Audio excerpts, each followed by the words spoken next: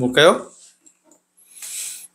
자, 오늘 말씀 이사야서 28장 22절에서 29절입니다. 23절에서 29절입니다. 이사야서 28장 23절에서 29절 우리 한 절씩 교독하겠습니다. 자, 너희는 귀를 기울여 내 목소리를 들으라. 자세히 내 말을 들으라. 하정우려고 사는 자가 어찌 쉬지 않고 갈기만 하겠느냐. 자기 땅은 배가 부르기만 하겠느냐. 지면을 이미 평평히 하였으면 소해양을 뿌리며 대해양을 뿌리며 소맥을 줄줄이 심으며 대맥을 정한 곳에 심으며 기리를 그 가에 심지 아니하겠느냐. 이는 그의 하나님이 그에게 적당한 방법을 보이사 가르치셨습니다. 소의 양은 도리깨로 떨지 아니하며 대양에는 수레바퀴를 굴리지 아니하고 소의 양은 작대기로 떨고 대양은 막대기로 떨며 곡식은 부수는가 아니라 늘 떨기만 하지 아니하고 그것에 수레바퀴를 굴리고 그것을 말국으로 밟게 할지라도 부수지는 아니하나니. 함께 읽겠습니다. 이도 만군의 여호와께로부터 난 것이라. 그의 경영은 기묘하며 지혜는 광대하리라. 아멘. 우리가 지난 시간까지 지난 시간까지 우리가 북이스라엘의 타락에 대해서 계속해서 살펴보았고, 또 북이스라엘이 하나님의 심판에 대한 그 예언의 말씀이 계속 주어지는 것을 살펴보았습니다. 그리고 이렇게 북이스라엘에게 하나님의 심판이라고 하는 예언을 전달했던 이사야 선지자의 시선이 28장에 들어서서는 14절부터 들어서서는 예루살렘으로, 즉 남유다로 그 시선이 바뀌게 됩니다. 그래서 이 시선이 북이스라엘에게 임하는 그 끔찍한 운명이 남유다에게도 이르게 될 것이다 라는 그런 예언을 이사야 선지자를 통해서 하죠. 예루살렘의 북이스라엘의 끔찍한 운명과 동일한 운명이 이루어진다라는 이 말은 어떤 의미가 있을까? 곰곰이 생각해보면 이 말 안에는 남유다의 지도자들, 선지자, 그리고 제사장들, 이들이 영적으로 타락했다라는 것을 알 수가 있어요. 그래서 선지자를 통해서 예루살렘에서 남유다의 백성들을 다스리는 이 오만한 자들아 라고 하면서 그들에게 하나님의 예언의 말씀을 전하게 되는 겁니다. 그 말씀이 뭐였냐면 지난 시간에 우리가 살펴봤죠. 너희가 사망과 언약을 맺었으니, 자, 이 사망과 언약을 맺고 난 이후에 남유다는 이렇게 얘기를 합니다. 재앙이 밀려와도 걱정 없다. 왜냐하면 우리를 비껴갈 것이기 때문에. 이렇게 남유다는 오만한 소리를 한단 말이에요. 그런데 하나님은 이렇게 말씀하시죠. 재앙이 너희를 짓밟아 버릴 것이다 라고 얘기를 하신단 말이에요. 그러면서 하나님은 또 이렇게 짓밟아 버릴 것이다 라는 그런 심판도 얘기하시지만, 또 한편으로는 심판이 아닌 또 구원의 역사도 함께 일어날 것이다 라는 그런 말씀을 하죠. 그러면서 하시는 말씀이 시온에 세우신 기초돌을 너희들이 믿게 되면 너희들은 구원을 얻지만 그렇지 않으면 심판을 받게 되고 구원을 얻지 못하게 된다라는 그 메시지를 지난 시간에 우리가 살펴보았단 말이에요. 우리가 지난 시간에 살펴봤던 시온에 그 세운 기초돌이 뭐라고 했죠? 메시아 예수님이라고 했잖아요. 기억나시죠? 하나님의 백성들이 그 우상을 숭배하고 또 주변 열방과의 그 동맹을 통해서 다가오는 그런 시련을 극복하려고 하지만, 이게 뭐예요? 이게 어떤 시련이에요? 그러니까 아수르가 북이스라엘을 멸망을 시키고, 그리고 난 다음에 남유다로 공격을 해오죠. 그래서 남유다 역시 마찬가지 예루살렘을 제외한 나머지 고을들을 전부 다 점령을 당하고 예루살렘이 포위가 당하게 됩니다. 이때 예루살렘은 누구하고 화친 조약을 맺죠? 애굽하고 화친 조약을 맺어요. 자, 이때 예루살렘만 남았을 때, 아수르에서 예루살렘만 남았을 때 이 남유다의 지도자들, 남유다의 백성들, 제사장들, 그리고 선지자는 누구에게 구원을 요청을 해야만 했을까요? 물론 우리가 잘 알고 있죠. 하나님께 구원해달라고 하는 요청을 했어야 되는데 남유다는 하나님께 구하지 않습니다. 하나님의 이름을 부르지 않아요. 그리고 애굽에게 손을 뻗쳐서 애굽과 동맹을 맺죠. 애굽과 동맹을 맺어서 애굽의 그 힘을 이용해서 지금 이 어려운 상황에서 이 시련 가운데서 벗어날 수 있을 것이다라는 그런 착각을 하게 돼요. 잘못된 생각을 하게 된단 말이에요. 결국 아수르는 남유다와 동맹을 맺은 이 애굽까지도 점령을 해버리잖아요. 우리가 쭉 살펴봤던 이사야서를 살펴봤던 그 내용 중에 열방을 향한 하나님의 심판이라는 그런 주제에서 우리가 애굽까지도 아수르에서 점령을 당한다는 것을 우리가 공부를 했었잖아요. 하나님은 너희들이 이렇게 쫓고 있는 것이 지난 시간에 뭐라고 말씀하시냐면 거짓과 허위다라고 얘기를 하신단 말이에요. 허망한 것을 지금 쫓고 있다는 거예요. 너희들이. 왜 하나님의 백성들이 하나님을 의지하지 않고 세상 권력과 힘을 의지하느냐라고 얘기를 하시는 것 같은 거죠. 사실 많은 분들이 그렇게들 얘기를 하시죠. 곧 죽어가는 환자가 있는데 그 환자한테 병원을 가라고 말을 해야 되는데 병원을 가라는 얘기를 안 하고 기도하라고 얘기를 한다. 예전에는 그게 어느 정도 통용이 됐어요. 그런데 요즘은 그렇게 얘기하면 다들 이상하게 생각을 하죠. 맞습니다. 우리가 하나님을 의지해야 되는 건 맞아요. 그렇죠? 우리가 이제 죽기 일보 직전이라 하더라도 우리가 하나님께 매달려야 되는 건 맞지만 하나님께 간구하고 기도하면서 우리는 어떻게 해야 될까요? 현대의학의 힘을 빌릴 수밖에 없는 거죠. 물론 하나님을 나타내 주시기 위해서 우리 삶 가운데 아니면 우리 공동체 가운데 무엇인가 하나님의 이름을 나타내시기 위해서 그 죽어가는 영혼을 살려주실 수도 있습니다. 그런 능력이 되시는 분이시고 얼마든지 우리의 생을 주관하시는 분이시기 때문에 얼마든지 살고 죽는 것을 주관하실 수 있어요. 그래서 얼마든지 살려주실 수는 있지만 우리는 하나님께 간구하면서 우리의 육을 살려줄 수 있는 그런 병으로 가야죠. 그런데 이 시대, 구약 시대에는 오직 하나님만을 의지해야만 했었던 그런 시대입니다. 그리고 하나님의 백성들은 하나님의 그 선택에 의해서 된 백성들이잖아요. 언약 백성들이잖아요. 그래서 당연히 하나님이 직접적으로 지금 개입을 하시는 그런 시대이기 때문에 하나님을 의지해야 하는 것이 맞아요. 하지만 북이스라엘도 그렇고 남유다도 그렇고 하나님을 의지하지 않습니다. 오히려 하나님보다 이방신을 더 의지하게 되고 그리고 열방의 권력과 힘을 더 의지하게 되죠. 이런 자들에게 하나님께서 말씀하시는 것이 뭐냐면 모든 시험을 이겨낸 귀하고 견고한 돌을 의지하라 라고 얘기를 하죠. 그렇게 되면 결코 초조해하지도 않고 당황하지도 않고 불안해하지도 않을 것이다 라고 말씀을 하는 것이 지난 시간의 내용이었어요. 다시 말씀드리지만 모든 시험을 이겨낸 귀하고 견고한 돌이 누구를 의미해요? 예수님을 의미한단 말이에요. 예수님을. 그러면서 선지자는 남유다에게 하나님의 말씀을 더 이상 비웃지 말라라고 경고를 하죠.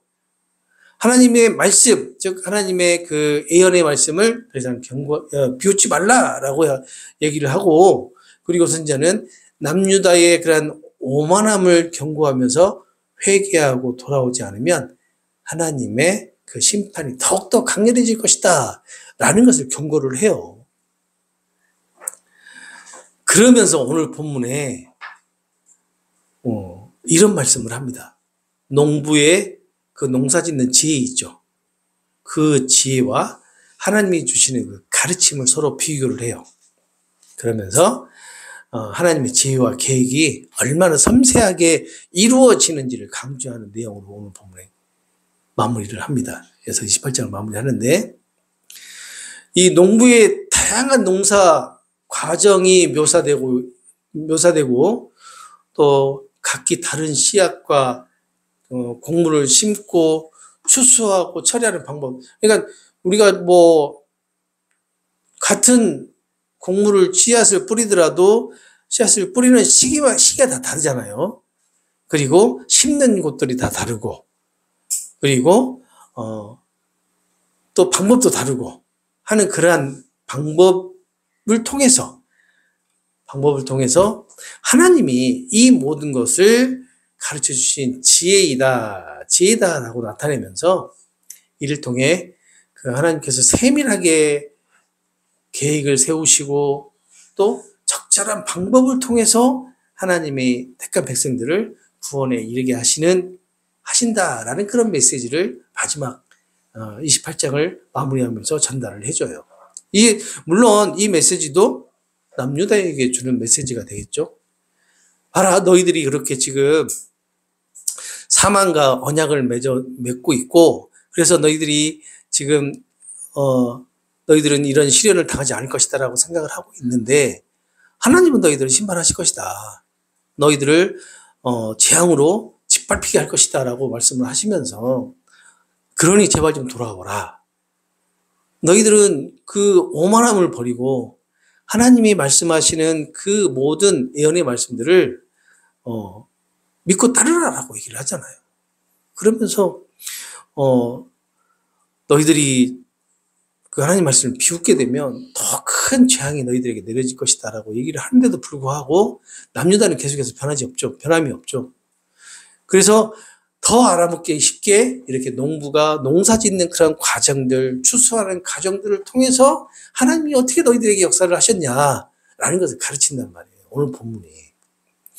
그래서 23절을 보게 되면 이렇게 얘기하죠. 너희는 귀를 기울여 내 목소리를 들으라. 자세히 내 말을 들으라. 진짜로 말을 안 들었나 봐요. 안 듣기는. 이걸 좀 쉽게 표현해보면 이거예요. 니들 귀 기울여서 똑똑히 내 말 좀 들으라는 거예요. 똑똑히 내 말 좀 들으라. 내가 말하는 거 정신 바짝 차리고 좀 들으라. 그만큼 이사야 선지자의 그 예언의 말을 듣지 않았다는 얘기가 되겠죠. 그러면서 뭐라고 얘기를 하냐면 24절과 25절에 농부가 씨앗을 뿌리기 전에 밭을 갈고 준비하는 것을 비유로 하나님께서 각기 다른 상황에 맞게 적절한 방법으로 일을 준비하시고 실행하시는 분이심을 나타내고 있단 말이에요. 24절과 25절에. 자, 24절 한번 봐볼까요? 24절 보면 이렇게 얘기하죠. 씨를 뿌리려고 준비하는 농부가 날마다 밭만 갈고 있겠느냐라고 합니다. 그렇죠? 날마다 밭만 갈고 있으면 어떻게 해요? 밭 갈다가 끝나겠죠? 언제까지나 흙만 갈아엎고 땅만 고르고 있겠느냐라고 24절에 얘기를 해요. 그 말은 그거 말고도 씨 뿌리는 작업이 있다는 얘기가 되겠죠. 그러면서 25절에 이렇게 얘기하죠. 농부가 땅을 평평하게 고르고 나면 그 다음에는 밭에다가 소해양 씨도 뿌리거나 대해양 씨를 뿌리거나 하지 않겠느냐라는 거예요. 네, 설명해 드릴게요. 물어볼 줄 알았어요. 그리고 난 다음에 또 그 다음에 뭐라고 얘기해요? 밀을 줄지어서 심기도 하고 또 적당한 곳에다가 보리도 심기도 하고 그리고 밭의 가장자리에도 길을 심지도 않겠느냐라고 한단 말이에요. 자, 우리가 3월달, 4월달 되면 우리 농사가 이제 시작이 되죠. 그러면 우리가 텃밭을 하더라도 텃밭 어느 부분에다가는 상추를 심고 또 어느 부분에다가는 열무를 심고 어느 부분에다가는 또 쌈 채소를 심고 고추를 심고 하는 그런 게 있잖아요. 그리고 한 밭 일환과 고랑이 있으면 그 고랑에다가는 또 뭘 또 심냐면 옥수수도 심고 그러잖아요. 그러니까 좋은 땅에다가 심어야 될 메인 채소가 있으면 그 주변에다가 심는 또 작물들이 있잖아요. 우리 밭 이렇게 주변에다가 콩도 심잖아요. 이러한 것들을 이 농부들이 이렇게 각 땅에 맞게 그리고 상황에 맞게 이렇게 농사를 짓는데, 어떨 때는 사실은 씨만 뿌리는 것이 아니라 어떨 때는 모종으로 심기도 하잖아요. 이렇게 농부가 경작을 하기 위해서 밭을 갈아엎고 땅을 고르는 일만 계속해서 하는 것이 아니라, 24절이죠? 25절에 말한 것 같이 이렇게 여러 가지 작물을 필요한 곳곳에 이렇게 심게 된다는 거죠. 어떤 식물은 씨를 뿌리고 어떤 식물은 모종을 갖다 심고 하는 그런 방법을 한다는 얘기죠. 그러면서 이렇게 씨를 이렇게 뿌리고 모종을 심어야 되는 이런 거에 대한 그 농사에 대한 지혜, 이 지혜를 농부들이 다 잘 알고 있지 않느냐, 말 안 해줘도 가르쳐주지도 않아도 잘 알고 있지 않느냐라고 얘기를 하면서 26절을 보게 되면 이 모든 것들이 하나님이 가르쳐 주신 하나님의 지혜다라고 얘기를 해요. 다시 말하면 잘 생각해 보세요. 하나님께서 이스라엘 백성들을 어떻게 다스리고 계시는지, 어떻게 인도하고 계시는지를 이스라엘 백성들이 더더욱이나 더 잘 알겠죠. 누구보다도 잘 알겠죠. 이 농부들도 하나님이 가르쳐 준 지혜로 이렇게 농사를 잘 짓고 있는데, 때에 따라서 농사를 짓고 때에 따라서 씨를 뿌리고 모종도 하고 하는 그렇게 하고 있는데, 왜 너희들은 하나님께서 가르쳐 주신 하나님에 대해서 이렇게 모르냐는 거예요. 하나님께서 너희들을 어떻게 지금까지 인도해 오셨고 어떻게 너희들을 지금 구원의 과정으로 이끌어가고 있는데, 너희들은 왜 그 하나님이 하시는 일들을 깨닫지 못하고 알지 못하고 하나님의 방법을 알지 못하고 또 하나님께 묻지도 않고 너희들은 왜 니들 마음대로 이방 신에게 묻고 그리고 열방에 손을 뻗쳐가지고 그것에게 도움을 청하느냐라고 얘기를 한단 말이에요. 이렇게 26절에 말하는 것 같이 농부가 농사 짓는 방법을 하나님께서 가르쳐 주실 것 같이 너희에게도 구원의 길이 무엇이고 너희들 하나님의 백성들이 해야 될 일이 무엇인지를 알게끔 해 주셨는데도 불구하고 너희들은 왜 그것을 하지 않느냐라는 그런 얘기가 되겠죠. 좀 전에 질문하셨던 게 있어요. 소향이 뭐냐면 커민이라고 합니다. 커민이라고 하는데 이것은 미나리과에 속하는 아주 작은 식물인 것 같아요. 그래서 씨앗을 뿌려서 이렇게 재배를 하는데 주로 향신료로 사용을 했대요. 미나리과에 속하는 향신료로 사용되었던 거고, 이것은 이제 지중해하고 중동 지역에서 많이 주로 재배를 했던 거고, 대향이 딜이라고 하는데 이것도 역시 마찬가지예요. 미나리과에 속하고 또 이것은 반대로 키가 큰 허브 종류이고 또 향기로운 잎과 씨앗이 그 음식의 향신료로 사용되었던 그런 재료이기도 해요. 이 대향은 북유럽과 아시아 지역에서 주로 사용을 했더라고 합니다. 그러니까 향신료예요, 향신료. 두 식물은 이렇게 크기와 무게 그리고 섬세함에서 이게 차이가 많이 나죠. 그 작은 씨앗을 뿌린다라고 생각했을 때는 이 작은 씨앗을 무턱대고 막 뿌릴 수는 없잖아요. 그러니까 아주 그냥 세심하게 이렇게 심고 해야 되는 그런 것을 얘기를 한단 말이에요. 그래서 소희향과 대희향을 경쟁하는 방법이 틀리겠죠. 하나님의 방법을 얘기하는 겁니다. 하나님의 방법. 농사를 짓는 방법을 통해서 하나님의 방법을 지금 얘기를 하는 거예요. 하나님께서 이루시는 방법. 하나님께서 이스라엘 백성들을, 하나님의 백성들을 다스리는 그런 방법을 지금 말씀을 해주시고 있는 거예요. 이 미나리과에 속하는 식물들이지만 크기와 특성 또 용도가 서로 다르기 때문에 아까도 말씀드렸던 것처럼 경작 방법이 다 다르다는 거. 이러한 차이는 하나님이 사람들에게 각기 다른 상황과 필요에 맞게 지혜를 주신다라는 그런 의미로 해석이 가능해요. 그러죠? 하나님의 방법에 의해서 하나님께서 계획하신 거에 따라서 섭리에 따라서 각 사람에게 하나님의 지혜가 각각 주어진다라는 그런 해석이 가능하기도 합니다. 그리고 각각이 소유하고 있는 인격과 성품이 있죠. 사람이라면 그 성품이 다 달라요. 그리고 달란트 또 다 다르다는 것을 감안할 때 이 말씀은 하나님께 쓰임을 받는 그런 부분들이 각각 다 다르다. 사람들마다 이렇게 해석을 가능하기도 해요. 하지만 우리가 이 26절까지만 봐가지고는 이렇게 사람 중심으로 해석을 할 수도 있지만 27절과 28절을 보게 되면 오늘 본문의 말씀이 이렇게 씨를 뿌리는 파종의 목적이 아니라 추수가 목적이라는 것을 알 수 있어요. 추수. 이해하시죠? 무슨 말인지?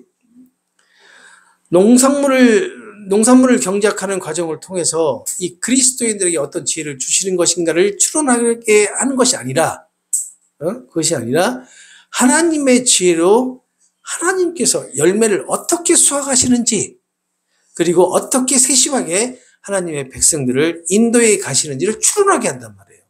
오늘 본문은. 27절 한번 봅시다. 20절 보시게 되면 농부가 소의 양을 타작할 때는 도리끼로 떨지 않는다라고 하죠. 왜냐하면 그 열매가 뭐냐? 아주 작은 씨앗 같은 거예요. 그리고 또 대양을 타작할 때는 그 위로 수레바퀴를 굴리지 않는다라고 얘기하죠. 소의 양은 가는 작대기로 가볍게 두들겨서 떨고 또 대양은 좀 굵은 막대기로 살살 두들겨서 떤다라고 얘기를 하는데 왜 이렇게 할까? 왜 수레바퀴로 굴리지 않고 왜 아주 작은 작대기로 가볍게 두드리고 또는 조금 더 굵은 걸로 이렇게 살살 두들려서 이 열매를 떨까? 이것을 생각해 보면 알갱이가 어떻게 깨지지 않도록 하기 위한 방법이 아닐까? 그러죠? 그 열매를 추수를 할 때 그 열매가 깨지지 않고 온전한 상품으로 추수를 하기 위한 방법이 아닐까라는 그렇게 말씀을 하고 있단 말이에요. 27절에. 도리끼로 떨지 않는다라고 하잖아요. 도리끼는 타작할 때 쓰는 거잖아요. 강한 힘으로 강하게 이런 도리끼는 뭐 할 때예요? 콩이나 깨털 때, 그리고 우리가 말하는 그 보리 타작할 때, 그럴 때 쓰잖아요. 그러면서 28절을 보게 되면 밀이나 보리를 타작할 때는 도리끼로 두들겨서 떤다라는 거예요. 그렇지만 그렇게 도리끼로 힘껏 두들겨서 털기는 하지만 그 안에 있는 알맹이를 상하게끔 해야 안 해요. 안 그렇잖아요. 그죠? 보리가 도리끼로 세게 치면 보리에 알이 다 깨져요? 안 깨지고 추수를 하잖아요. 쌀도 마찬가지고 기리도 마찬가지고 바로 그걸 얘기하는 거예요. 나란히 깨어져서 가루가 될 때까지 두드리지 않는다라는 거예요. 이게 그러면 지금 27절과 28절 말씀을 보게 되면 이 파종을 하는 것이 목적이 아니라, 그러죠? 밭을 갈고 땅을 고르고 해가지고 씨앗을 뿌리는 것이 목적이 아니라 열매를 어떻게 거두냐는 게 지금 목적인 거예요. 오늘 본문의 말씀은. 타작마당에 곡식단을 펴놓고 수레바퀴를 굴리더라도 말이나 소의 발굽이 그것을 밟아서 으깨도록 하지 않는다라고 지금 28절에 얘기를 해요. 이건 뭘까요? 겨와 알맹이를 나누려고 하는 그런 동작들이죠. 우리가 시골에서도 흔히 사용했던 방법이잖아요. 겨와 알맹이. 이 겨를 날려버리고 알맹이만 남겨놓기 위해서, 그 알맹이가 어떻게 보면 열매잖아요. 열매. 그렇죠? 또 다른 말로는 알곡과 쭉정이를 구별해서 쭉정이는 뽑아서 버리고, 그리고 알곡은 상하지 않도록 걷어들이는 것으로 해석이 가능하단 말이에요. 그리고 오늘 전체적인 우리 본문의 전체적인 28장의 문맥을 보게 되면 남은 자라는 그 말씀이 있잖아요. 그 말씀을 비춰본다면 이 오늘 본문에서 말하는 이 열매는, 이 알곡은 바로 남은 자들이 계지 않겠느냐라는 거예요. 남은 자들을 얘기하는 것이 않겠느냐. 그러니까 북이스라엘을 심판하시고 남유다를 심판하시겠다는 메시지를 계속 주신단 말이에요. 그러면서도 그 안에서 계속해서 주시는 메시지가 뭐예요? 남은 자에 대한 구원에 대해서, 그렇죠. 기회를 계속해서 말씀하시잖아요. 그러니까 이렇게 농사꾼이 농사를 짓고 알곡과 그 열매를 이렇게 아주 조심스럽게 수확을 하는 것을 통해서 하나님께서 이 남은 자들을 심판 가운데서도 어떻게 해요? 이 알곡들을 함부로 수확하는 것이 아니라 상처 입지 않도록 이렇게 세밀하게 하나님께서 수확을 하실 것이다 라는 그런 메시지를 주시는 거예요. 오늘 본문이. 남유다를 가는 막대기로 징계를 하지만 그 알곡이, 그 열매가 깨어질 정도로 하지는 않는다라는 의미로 해석이 가능하죠. 결국 남유다가 어떻게 됩니까? 남유다가 하나님의 심판을 받지만 다시 남은 자를 통해서 다시 회복이 되는 역사가 일어나잖아요. 그렇죠? 바로 그것을 얘기를 하시려고 지금 이렇게 말씀을 하시는 것 같아요. 그런데 이 모든 것은 하나님으로부터 온 지혜다라고 말하면서 그 하나님의 경영은 놀랍고 세심하다. 그리고 하나님의 지혜는 무한하다. 하나님은 모든 일을 적절하고 완벽하게 계획하신다라고 29절에 말씀을 하고 28장을 마무리합니다.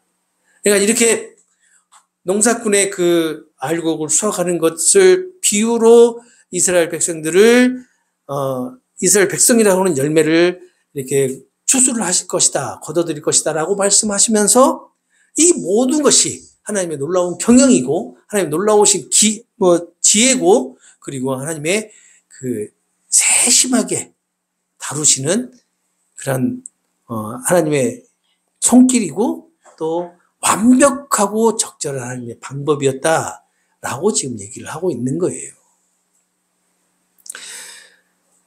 하나님께서 이렇게 주신 그 지혜를 따라서 단순하기 그지없는 농부도 이렇게 사력 있게 농사를 짓고 사력 있게 추수를 하는데 예루살렘에 있는 이 백성들을 가르치는 오만한 지도자들은 너희들은 지금 무엇을 하고 있느냐는 겁니다. 너희들은 어떻게 해야 되느냐라고 지금 묻고 있는 거예요. 우리가 23절에 딱 보게 되면 바로 첫 마디가 그 말이잖아요. 너희는 귀를 기울여 내 목소리를 들으라. 자세히 내 말을 들으라. 라고 이렇게 권면을 하잖아요. 그리고 14절을 보게 되면 이렇게 얘기한단 말이에요. 예루살렘에서 이 백성을 다스리는 너희 오만한 자여 여호와의 말씀을 들을지어다. 라고 얘기를 한단 말이에요. 이 남유다에 있는 오만한 지도자들에게 지금 경고의 메시지를 전달을 하면서 도대체 농사꾼도 이렇게 세심하게 농사를 짓는데 너희들은 지금 뭐 하고 있느냐? 그러면서 그 앞절을 보게 되면 뭐라고 얘기하냐면 앞부분에 보게 되면 이들이 뭐에 취해 있다고 얘기를 하죠? 술에 취해 있는 것 같이 영적인 방황을 하고 있다라고 얘기를 한단 말이에요. 누가요? 지도자들이. 남유다의 지도자들이. 남유다의 선지자들이. 남유다의 제사장들이. 이렇게 지도자들 그리고 선지자들 그리고 제사장들에게 오늘 본문은 하나님의 놀라우신 그 섭리와 경륜을 다시 한번 강조를 합니다. 그러면서 너희들은 지금 무엇을 하고 있느냐? 너희들이 지금 우상을 섬기고 또 애국과 손을 잡고 이렇게 너희들에게 주어진 그러한 상황들을 헤쳐나가려고 하는데 왜 너희들은 하나님의 백성인데 하나님을 섬기지 않고 하나님을 의지하지 않느냐라고 지금 다시 한번 물어보는 거예요. 마땅히 선지자가 선포한 그 예언의 말씀들 어떻게 보면 그게 하나님의 말씀인 거죠. 그 하나님의 말씀을 조롱하지 말라라는 겁니다. 너는 이제 그만 조롱하고 그리고 하나님의 교훈을 받아들여야 되지 않겠냐라고 지금 얘기를 하고 있는 거예요.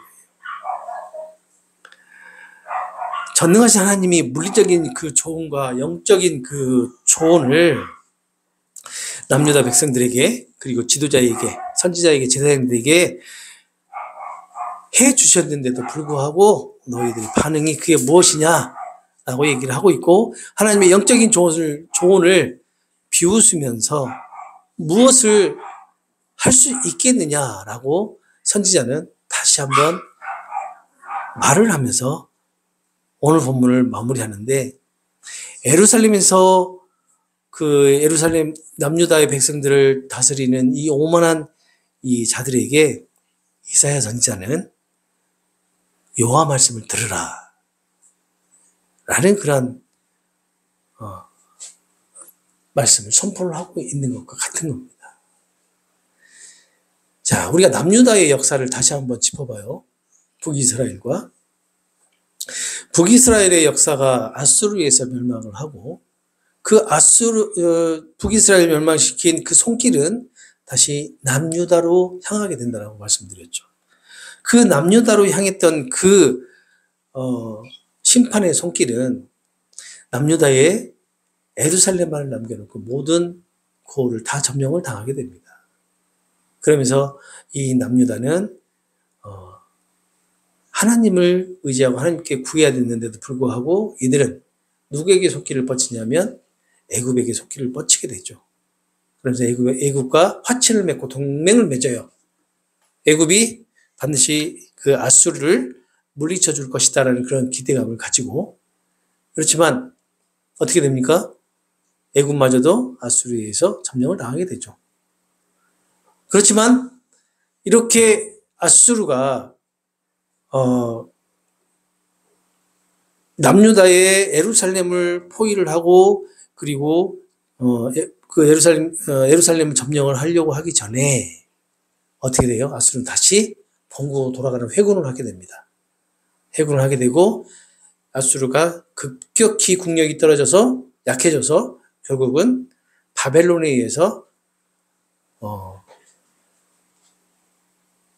점령을 당하고, 이 아수르는 역사의 흔적에서 지워지게 되죠. 그게 이 남유다와 북이스라엘, 이스라엘에 대한 역사고, 남유다는 이제 바벨론의 포로로 끌려가게 되고 거기서 70년 동안 포로 생활하다가 다시 돌아오는 역사가 일어나고 하는데, 이것이 어떻게 보면 오늘 본문에 말씀하시는 알곡을 걷어들이는 하나님의 섭리라고 볼 수가 있어요. 남유다가 하나님의 말씀을 계속 듣고 우상을 섬기지 않고 하나님만을 섬기고 그리고 하나님만을 의지했다라고 하면 이러한 과정들이 있었을까라는 것을 생각해 보면 없었을 거라고 생각을 합니다. 그런데 하나님은 이스라엘을 강팍하게 하시고, 그리고 하나님의 말씀을 거부하게 하셔서 하나님의 이들을 이렇게 바벨론으로, 그리고 다시 예루살렘으로 돌아오는 그런 길들을 예비하시고 그리고 만드셨다는 거죠. 이러한 모든 것들이 우리가 로마서를 통해서나 지금 이사야서를 통해서나 알 수 있는 게 뭐냐면, 이런 모든 것들이 다 하나님의 주권적인 선택에 의해서 이루어지는 일들이다. 그러면 남유다나 북이스라엘이 아수르에 의해서 이렇게 침략을 당하고 고난을 당하고 그리고 시련을 당했는데 이들은 하나님께 원망할 수 있겠느냐라는 것을 질문할 수가 있겠죠. 왜냐하면 우리가 지금 살아가고 있는 이 시대에서 얼마든지 이거와 똑같은 일들을 당할 수 있기 때문에, 그러면 우리는 하나님을 원망할 수 있겠느냐라는 것을 질문할 수 있다라는 거예요. 사실 원망할 수 없습니다. 왜냐하면 하나님의 주권이시기 때문에. 하나님의 주권이 남유다를 이렇게 인도하셨고, 하나님의 주권이 우리를 고난 가운데로 인도하실 수도 있고, 그리고 기쁨이 넘쳐나는 행복 가운데로 인도하실 수 있기 때문에.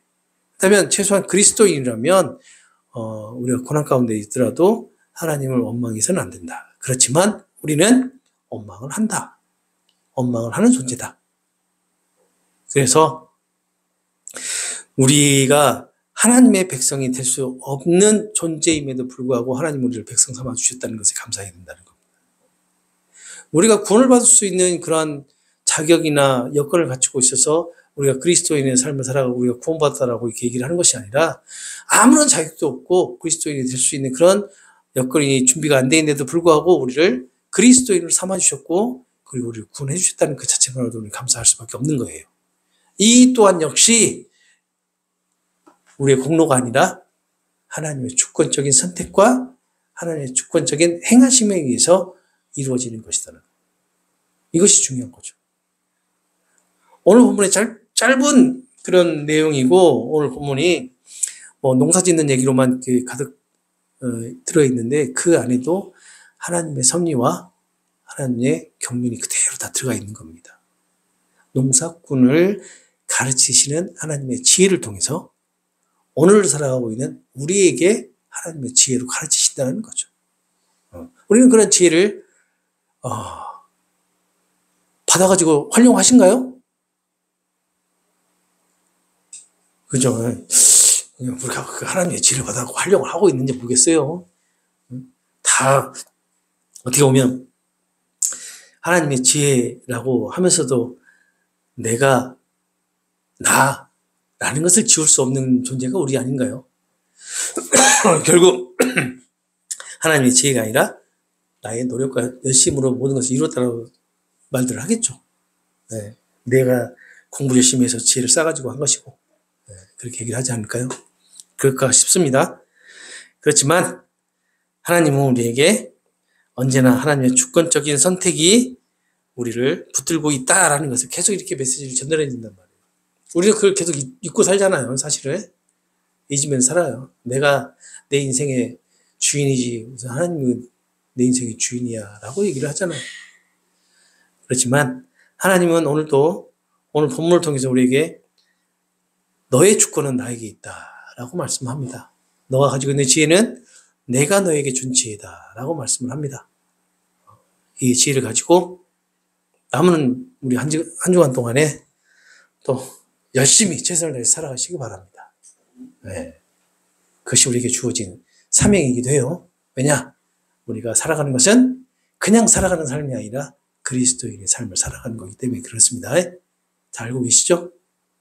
우리가 그리스도인의 삶을 살아가기 때문에 우리에게 주어진 삶을 최선을 다해 살아가는 거예요. 그래야 되는 겁니다. 그냥 세상 사람들 삶 같으면 그냥 최선 다해도 살아도 돼요. 적당히 그냥 사회생활 잘하는 사람이 어떤 사람이에요? 적당히 눈치 보면서 잘하는 사람도 잘하는 사람이에요.